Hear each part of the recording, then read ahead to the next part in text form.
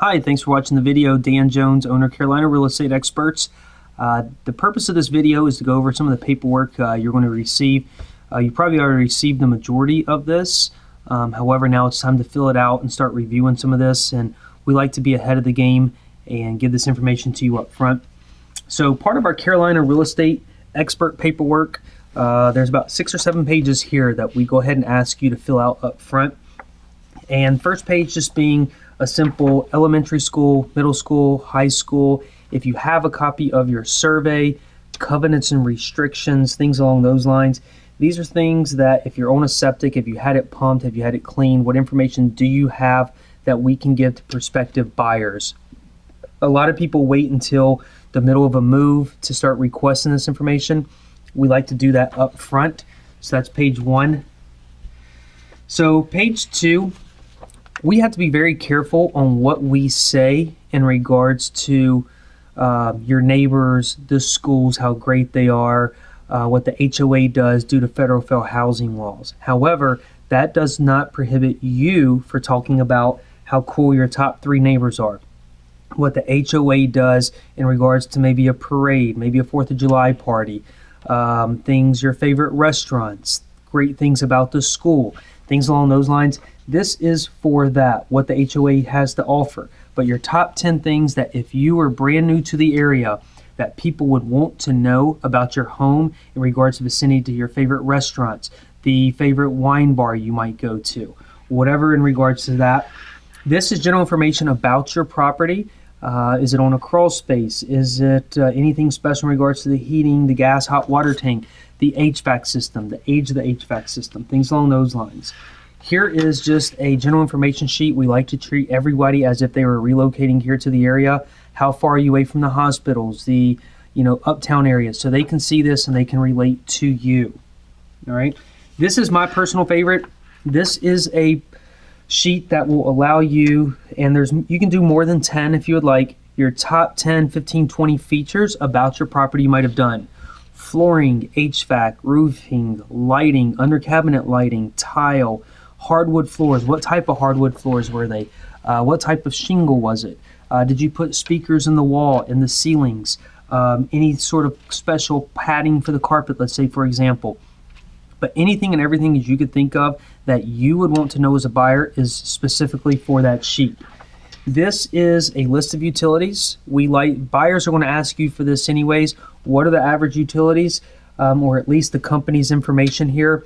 As for the averages, if you like to keep your home really cold in the summer and warm in the winter, this might be a not good thing to disclose, but at least we have the information. But most buyers are going to request that information when purchasing your house, so we do like to give that to them up front. And then the final document here, we don't need you to fill this out, but it's our 75-point checklist for photography to make sure everything is ready to go, from the exterior, the interior, moving furniture, making sure the vacuum before we do any photos, everything's vacuumed. Everything's off the countertops in the kitchens and the bathrooms. You probably received this already as well. This is our extensive 151 marketing system. It goes from step 1 to step all the way to 151, talking about negotiating your offer, repairs potentially, how everything works. And then you probably received this as well. This is our resume. Talks a little about how many homes we sell. I know this year alone we'll sell well over 200 homes. And looking to sell over 350 homes next year. So if we haven't asked you for referrals, now's a great time. Again, just to mention, we do the majority of our business on referrals, so any referrals would be much appreciative. Now the state documents, bear with me. I know this is not the funnest video to watch. So the state documents go like this. The first few are buyer documents primarily. However, the state still requires you, unfortunately, to sign these. These are all things that a buyer is going to do more than likely during the process. They're going to do an appraisal. They're going to do a survey. They're going to do title work. They're going to get an attorney. They're going to do probably talk to their CPA, home inspections, termite inspection, and we'll sign and date this, acknowledging the fact that we looked at this, just saying that we know that the buyer is going to do that. Next is working with a real estate agent. Working with a real estate agent is a very important document because in a lot of states, for example, California is a great one, there's often not a buyer's agent, and everyone goes through the selling agent, which is probably not in the best interest of anybody because a lot of things can go wrong. So this acknowledges and the state makes sure that you know who the seller is, who the seller agent is, who the buyer's agent is, what a dual agency is, and just defines who's who, and you initial that and you sign that. So the big one is the dual agent, and we do practice designated dual agent. So if I have an agent, one of our 9 or 10 agents that has my interest in your property, you will give us permission to make sure that we can sell your property ourselves also, in addition to other agents. This document is actually, let me take a step back, because this document, the professional service disclosures, the working with the real estate agent, and your exclusive listing agreement is going to be put in DocuSign. All right, so all these state documents will be put in DocuSign. All right, this here is your listing agreement. It'll go over the price we agreed upon, the commission rate, how long we're going to have the home listed, anything that does not come with the property that is a fixture, anything along those lines. It also goes over your seller obligations, which is to obviously let the buyer have access to the property.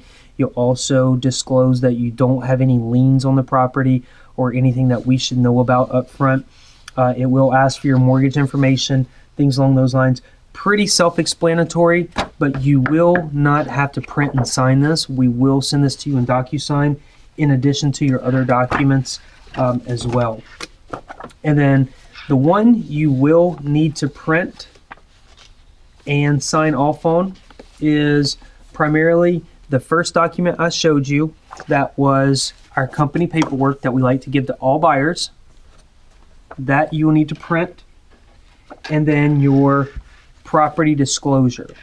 So those are the only two. So your state documents you will not need to print. However, your property disclosures you will need to print and sign this back. And the email that we send you will go through that exactly, and it will tell you what you do need to print and what you don't need to print. All right, so for example, your seller disclosures we're going to print. You're going to sign both names, or one name here and date. And then when it comes to seller disclosures, you have to answer yes or no to every question. All right, and if you truly don't know, you put no representation. And if it was a rental, for example, for the last 10 years, and you call me, Dan, let's sell the property, then you simply put no representation, because you truly don't know a lot of this stuff. You might know the age of the air conditioning or the age of the roof, but some of this stuff you might not know, and you can put no representation, and people will understand that.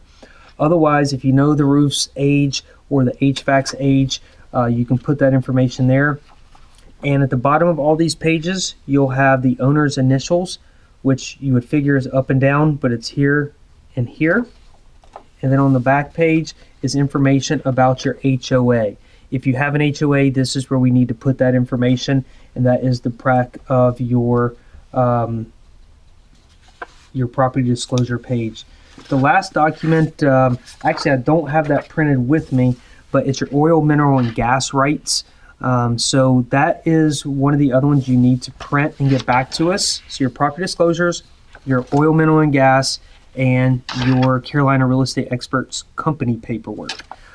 All three of those will need to be printed out. Your oil, mineral, and gas rights basically say you have not sold the oil, mineral, and gas rights to Exxon or BP or Mobil or anything like that over the since you've owned the property, basically. So on that, you're going to check no representation, no, no, no representation, no, and no, and sign at the bottom. There's a section to the left that asks for buyer's initials. Make sure do not initial in that area. Too many of our folks do initial in that area. You only sign that page and check no, no representation, no, and so forth down the line. So hope this has helped. A lot of people have asked us exactly for this. So this is the reason we're recording this video. But if you have any additional questions, you can reach out to our team or one of our staff members to finalize this. But as always, we look forward to serving you and your family and your needs here in real estate, and referrals are always welcome. And we appreciate you taking the time to watch the video and become educated sellers. Talk to you soon.